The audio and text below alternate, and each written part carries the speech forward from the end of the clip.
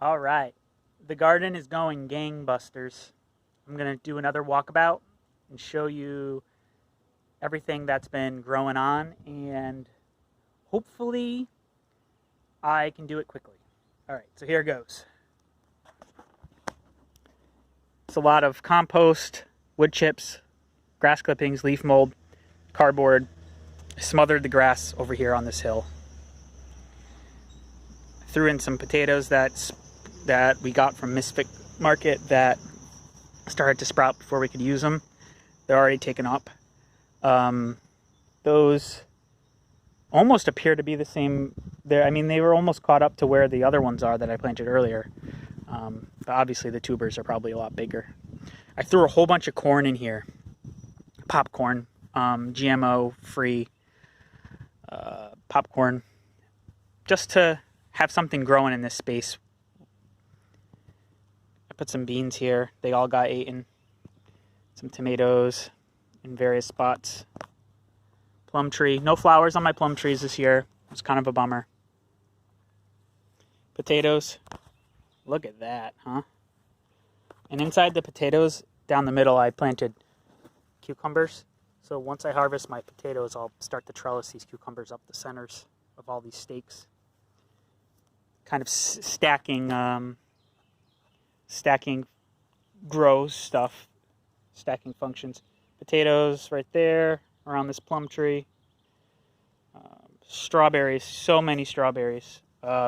We do about this time of year we are doing about a full bucket, like a salad bowl, full of strawberries each day. We have to come out each day to get them.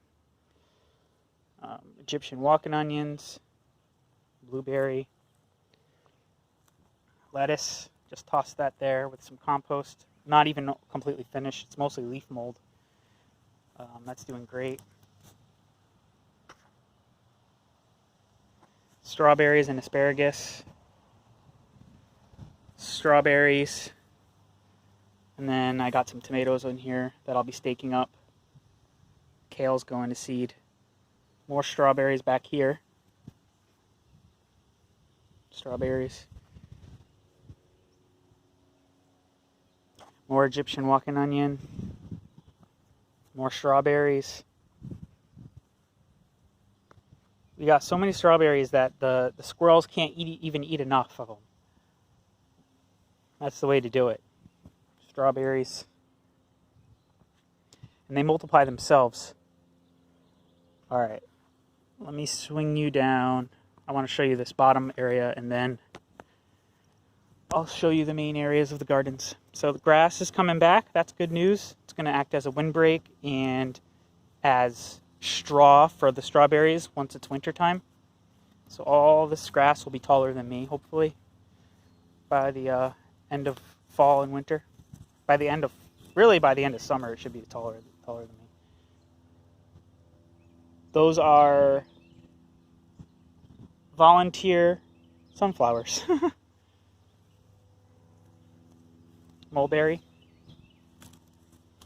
tomatoes, all in here. I'm actually trying this new technique where these are bags, these are envelopes from the post office that were shipped to us, and I just cut them into strips, and it's paper, but it's got like a waxy feel to it. I think this is going to work for tethering tomatoes, so that's what I'm trying. This is a trial. If it doesn't work, I'll switch back to using fabric, like cut up shirts and stuff. But I think it's going to work, and I think that's really cool, and it's really easy to work with. It almost becomes like a twine. So anyways, we got tomatoes here. Got some of them tethered against the fence. Grapes are doing great. Good to see. They're not graping out yet, but they do have clusters on them.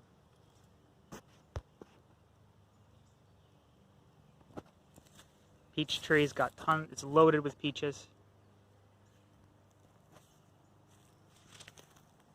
You got to use your vertical space wisely. My son and I threw peas all against this fence just to use the vertical, and it trellised itself. We didn't have to do any work. The only thing we have to do is put the peas in the ground and eat the peas off the pea plant. So all the way down here we have tomatoes. Well, this is an elderberry, but we got tomatoes, peppers, peas, all stacked in one little spot. This is probably 3 feet right here, all the way down. So that's a huge garden bed. And on the other side, we have wild berries. So we have wild blackberry and wild wineberry. So you can see the berries there. And those have thorns, so they act as like a living shield that also feeds us. Now, they do try to grow into here, and I just pick them off. I just kill all those small shoots. It's a little bit of a maintenance, but no big deal. And having a living wall would be great. Another elderberry, more grapes. Grapes. So, another stacking function. You got grapes and elderberry. Eventually, these beds will just be full of grapes and elderberries, and on the other side will be wineberries and blackberries. And then I probably won't even plant any annuals like tomatoes or peppers or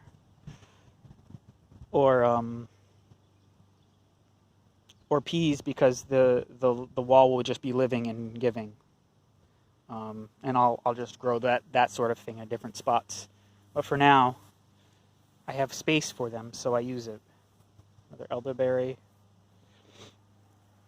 More grapes. Grapes are doing wonderful.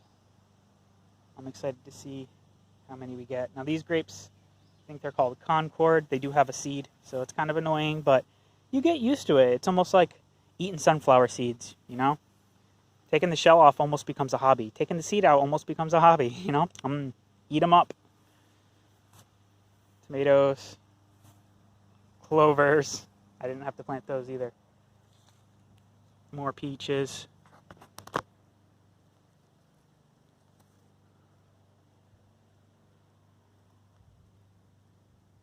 More garden beds. Oh, before I go, corn's coming up. That's my compost area. I threw a fence in front of it, and you can see the corn. It's right here. This is not popcorn. This is sweet corn.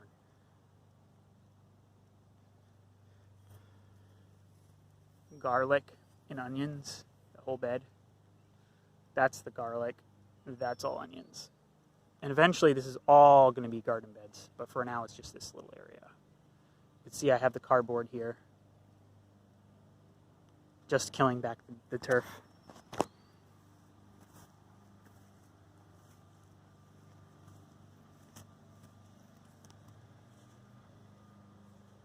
Raspberries have flowers, and the bees are going wild. Check it out. The bees are crazy for them. And that's a parsnip. That's taller than a peach. A lot of these parsnips I let go to seed so that I can have a steady supply of seed for myself. That's another parsnip with the flowers. All of this is raspberries, thornless. They all came in from my neighbor's yard right here. And I've been propagating them, but eventually I'm going to have to start selling them because I have too many. And then all this, these two hugelkulturs have been taken over by strawberries. And the squirrels come in and eat and enjoy. And I still get enough, I guess. I mean, a bucket, a salad bowl full is enough. Potatoes, more potatoes back here. Sneak them in where I can. Bunch of fruit trees, apples and pears. That's a pawpaw. And that's a pawpaw. They're looking healthy. I got one flower this year, but it fell off, so maybe next year. Potatoes, more strawberries. So I picked all the red ones yesterday, and look, there's red ones again. And the squirrels have been picking them already this morning, too.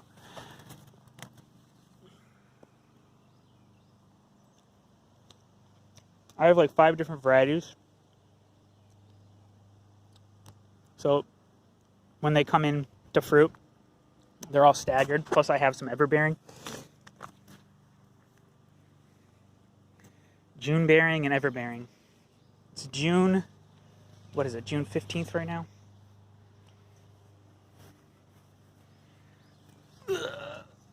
Strawberry.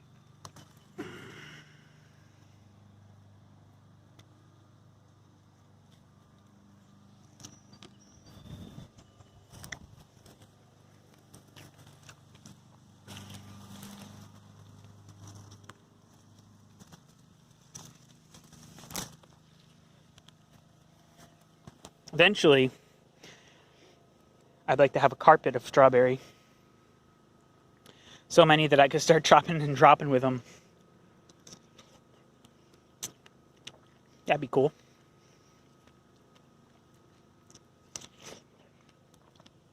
Chop and drop crop that feeds you the most delicious food ever. These are parsnips from seeds this year. These are the ones I'll probably actually eat. By the time winter comes, they'll be harvested. That's when they get harvested. I'll probably remove these strawberries. I put them there because I had nowhere else to put them, and I wasn't sure if the ones back there were gonna make it through the winter, and obviously they did. So, strawberries, apples. You can see some apples right here. So I'll probably get about 10 apples this year. Still waiting on apples. Like, more potatoes in here, and then hot peppers throughout this hugelkultur.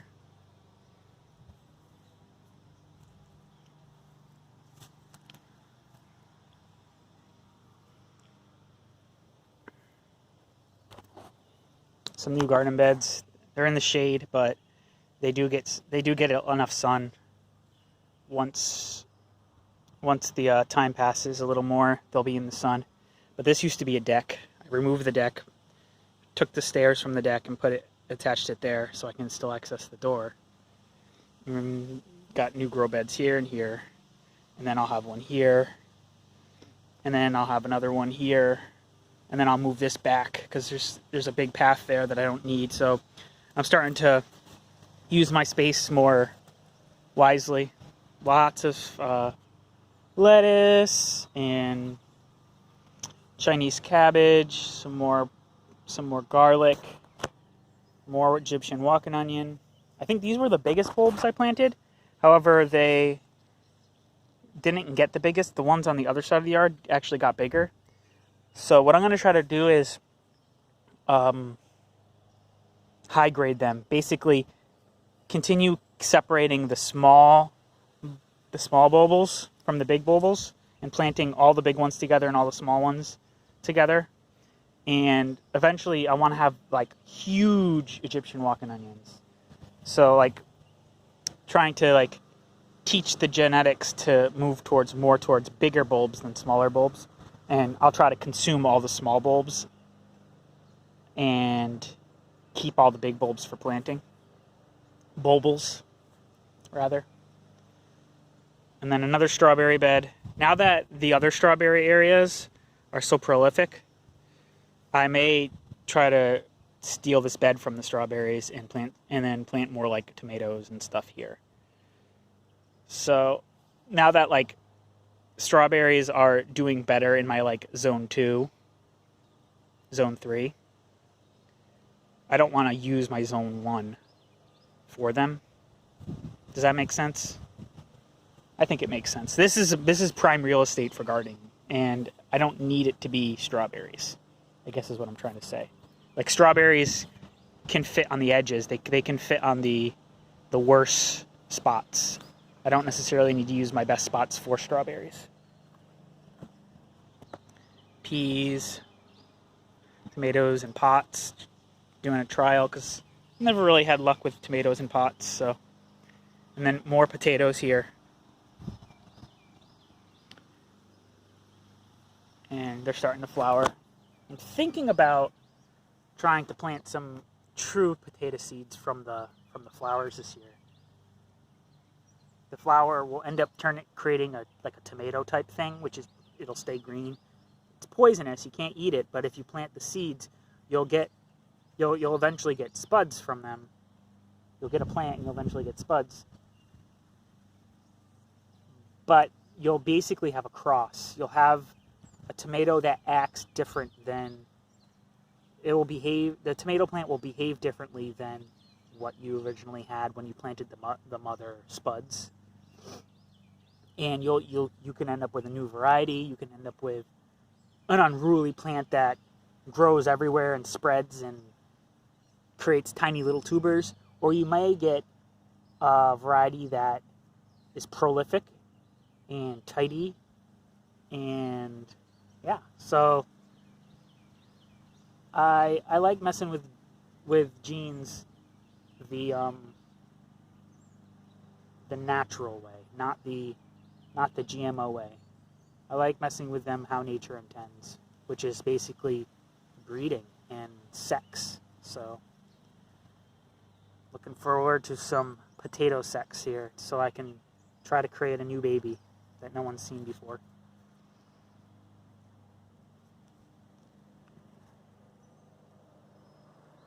All right. And then obviously a new sheet mulch bed there. Kind of barren. I tried squash and stuff and it didn't really work, so it may just rest for a year. I bet you if I brought the rest of my compost up and then planted the squash, it'd probably do a lot better. I may do that. I may even go buy squash plants, considering I have like none. I have 0 squash plants. And I tried multiple times, so just not having any luck this year with squash. Other years I've had huge luck, so it's just funny how that works. I'm sure it's windy, and we're now at the 17.5-minute mark. Hopefully you watch this with a 1.5x or even 2x just to speed it up on YouTube, but thanks for watching. Thanks for watching and taking this walkabout with me. And I hope you grow something beautiful and start creating food for yourself. Thanks for watching. Bye.